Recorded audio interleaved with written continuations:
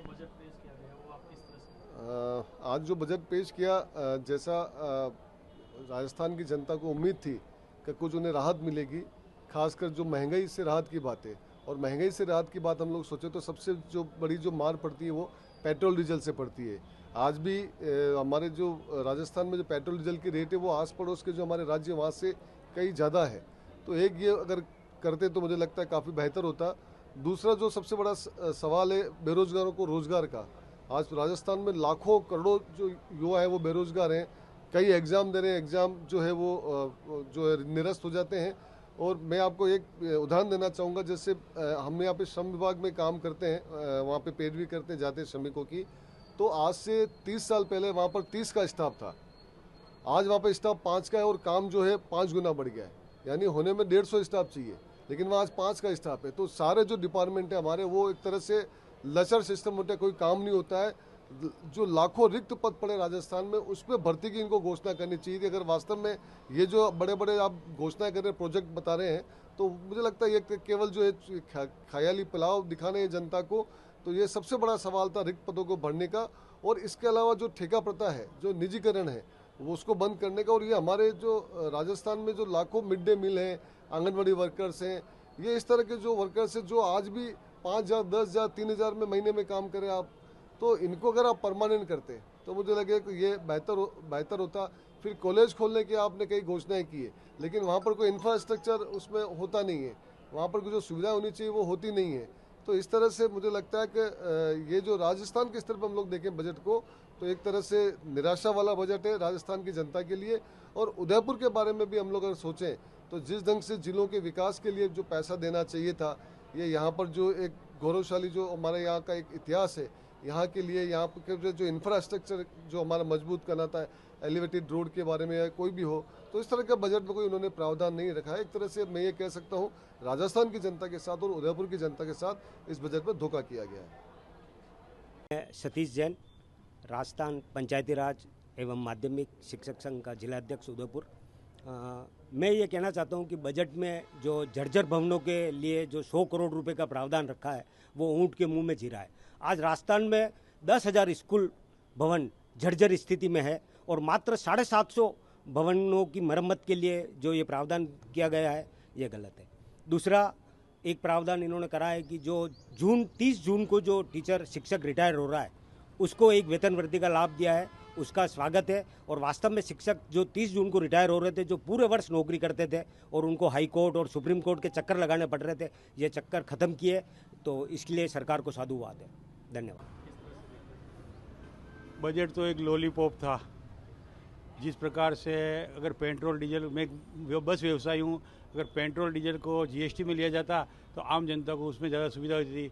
इन्होंने वेट कम करेंगे, हल्का सा वेट कम कर दिया, 5 रुपये 7 रुपये जो बता रहे जैसे हो रहा, अभी तो होता है या नहीं होता। ये बजट को एक लॉलीपॉप। सबसे बड़ी बात तो ये है कि राज्य सरकार ने बजट पहले पेश कर दिया, अब केंद्र सरकार अब करेगी। अब केंद्र अगर नए टैक्स लगाती है तो पिछले दरवाजे से वापस महंगाई बढ़ेगी और बजट में प्रावधान में वापस सब टैक्स वगैरह बढ़ेंगे ही। इसलिए इस बजट को इन्होंने क्या मतलब किस सोच से राज्य सरकार ने पहले किया। पहले केंद्र सरकार का बजट आता, उसमें राज्य सरकार अपना कुछ हिस्सा जोड़ती तो आम जनता को सुविधा होती। किसानों के लिए भी राहत दी है? किसानों के लिए राहत वर्षों से दे रही है, लाठियाँ बरसा रहे हैं, रास्ते रोक रहे हैं, खाली नाम देख के दे राहत दे दी। जीएसटी कम कर दो किसानों के, ये जो संयंत्र है, ट्रैक्टर है, इन पर 28% जीएसटी, 0% जीएसटी कर दो, किसानों को वैसे ही राहत हो जाएगी। आप किस तरह से मानते बजट? मैं तो बजट को केवल लॉलीपॉप मानता हूँ, एक कि लोगों को भ्रमित करना है बजट से। और सबसे बड़ी बात यह है कि बजट पेश कर रहे हैं, उनको ही मालूम नहीं हमें क्या करना है क्या नहीं करना है। आप जीएसटी कम करो किसानों की, किसानों को राहत मिलेगी। एमएसपी पे कुछ बोले नहीं किसानों की, हम ये लेंगे खरीद ये करेंगे, कि राहत दे रहे हैं किसानों को। अरे 1,000 रुपये खाते में डालने से कौन सी राहत हो जाएगी किसानों को। आज जो बजट पेश किया गया है वो आप एक होटल के बिजनेस को किस तरह से देखते हैं? यस, सरकार द्वारा जो बजट पेश किया गया है इसमें एक बात जो प्रमुखता से रही है, राजस्थान विकास पर्यटन बोर्ड की स्थापना की जाएगी, जो वाकई में आवश्यक है कि होटल व्यवसाय की अभी तक कुछ समस्याओं के लिए बोर्ड नहीं था, तो इसमें गठन का प्रावधान किया गया है। बहुत ही स्वागत योग्य कदम है। इसी के अलावा 20 पर्यटक स्थलों के लगभग 200 करोड़ का ये इसमें बजट में प्रावधान किया गया है। तो निश्चय ही नए को पर्यटक स्थल विकसित होते हैं, ये स्थान विकसित होते हैं, इससे आने वाले टूरिज्म पर फर्क पड़ेगा, उसकी वृद्धि होगी। इसी के साथ एयरपोर्ट की जो जमीन इनको दी है, जो इंटरनेशनल एयरपोर्ट के काम आएगी वो हुआ है। प्लस इसके अलावा जो मेन जो है इस इलेक्ट्रिसिटी बसेज जो उदयपुर में स्टार्ट करेंगे उसका इम्पैक्ट आएगा। प्लस उदयपुर के मेन वेडिंग डेस्टिनेशन सिटी है, यहाँ देश विदेश सैकड़ों की संख्या में शाही शादी होती है, तो इस बजट के अंदर वेडिंग डेस्टिनेशन के लिए उदयपुर के लिए, प्लस इसके अलावा जो अन्य जो भी शहर हैं आसपास के जो स्थल है उनको वेडिंग डेस्टिनेशन के रूप में विकसित किए जाएंगे। इसका प्रोग्राम बना है और प्रोग्राम आने के बाद निश्चय उसका फायदा टूरिज्म 100% मिलेगा। विशेष होटल व्यवसाय को किस तरह का नजर रहेगा? विशेष तो जब ये दोनों जगह अगर ये जो वेडिंग डेस्टिनेशन और 20 सिटी पे जो 200 करोड़ के प्रावधान जो किए हैं ये अगर जमीन धरातल पर उतर दें तो निश्चय इससे फायदा होगा। आज जो बजट की घोषणा की गई है उसके अंदर जो सरकारी शिक्षा है, स्कूली शिक्षा है, उसके लिए विशेष नहीं किया गया है। वर्तमान में जो ये नई शिक्षा नीति 2020 लागू हो रही है उसके अंदर आंगनवाड़ी के अंदर 6 साल तक का बच्चा पढ़ेगा और उसके बाद में सरकारी स्कूलों में आएगा, तो आंगनवाड़ी के लिए एंटिटी टीचर है ही नहीं, उनकी कमी है। और आंगनवाड़ी हर विधानसभा में 5-5 दे रहे हैं, तो आंगनवाड़ियों की संख्या कम है और उनको सुदृढ़ करने की ज़रूरत है। इसके अलावा जो सरकारी स्कूलें हैं उसके अंदर वर्तमान में लगभग 4.5 लाख में से 1.5 लाख शिक्षकों के पद रिक्त है और इन्होंने 4 लाख की घोषणा की है। उसको वर्गीकरण नहीं किया गया किस सरकारी महकमे में कौन से लोगों को लगाया जाएगा। इन चीज़ों को देखते क्योंकि आप जैसे 3 साल पहले देख लो तो लगभग बालकों की संख्या 1 करोड़ थी और अब वो घटकर आज 80 लाख हो गई, क्योंकि वहाँ पर सरकारी स्कूलों के अंदर न तो भौतिक संसाधन है न मानवीय संसाधन है। जब तक सरकारी स्कूलों को सुदृढ़ नहीं किया जाएगा तब तक सरकारी शिक्षा जो है उसकी दिक्कत है। बेरोजगारी को भर्ती के लिए भी वैकेंसी वगैरह की है? बेरोजगारी के 4 लाख उन्होंने घोषणा की है, पर इन्होंने एक कैलेंडर जारी करना था कि कौन सी भर्ती कब होगी, तब जाके उनको रोजगार मिलेगा। और ये जो संविदा कार्मिक जितने भी लगाए जा रहे हैं, जैसे इंग्लिश मीडियम स्कूल है उनको गर्मी की छुट्टियों की वेतन नहीं दिया जा रहा, संविदा की जगह परमानेंट भर्तियां करनी चाहिए, उसके तभी जितने भी डिपार्टमेंट है उनका भला हो सकेगा और बेरोजगारों को अपनी नौकरियां मिल सकेगी।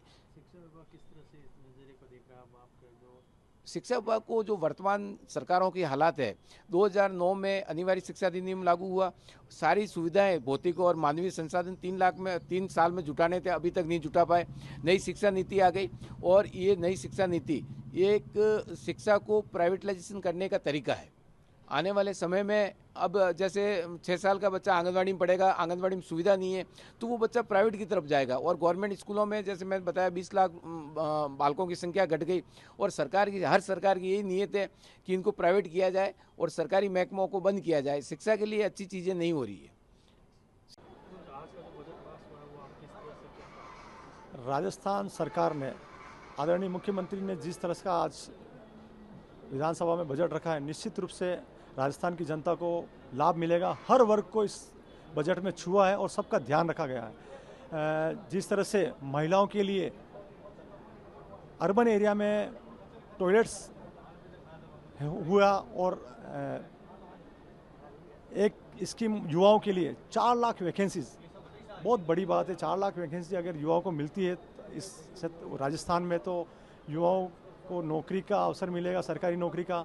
साथ ही युवाओं के लिए जो नीति बना रहे हैं उस पर भी राजस्थान गवर्नमेंट ने इस बजट में प्रावधान रखा है। हमारा ये कहना है कि आज उदयपुर में निश्चित रूप से हमारी आशा थी कि उदयपुर में हाईकोर्ट बेंच के लिए भी कुछ इस बजट में प्रावधान रहते तो उस उदयपुर की जनता और मेवाड़ की जनता को खुशी रहती। इसका हमको थोड़ा सा दुख जरूर है, परंतु जिस तरह से आज राजस्थान गवर्नमेंट ने बजट पेश किया निश्चित रूप से सभी वर्गों को छुआ और सभी को लाभ मिलेगा।